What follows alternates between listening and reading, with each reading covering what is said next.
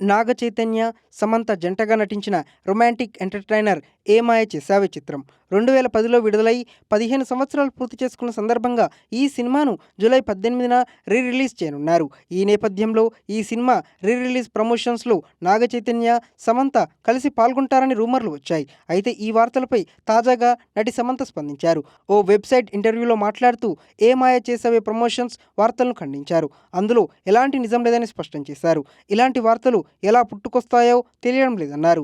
ఎవరితోనూ కలిసి ప్రమోషన్లకు హాజరు కాబోనని చెప్పారు. బహుశా ఆ సినిమా అభిమానులు తాము ప్రమోషన్స్‌లో పాల్గొనాలని కోరుకోవచ్చు. కానీ ప్రేక్షకుల అంచనాలకు అనుగుణంగా తాను జీవించలేనని కూడా స్పష్టం చేశారు. అయితే ఈ సినిమా షూటింగ్ జ్ఞాపకాలను గుర్తు చేసుకున్నారు సమంత.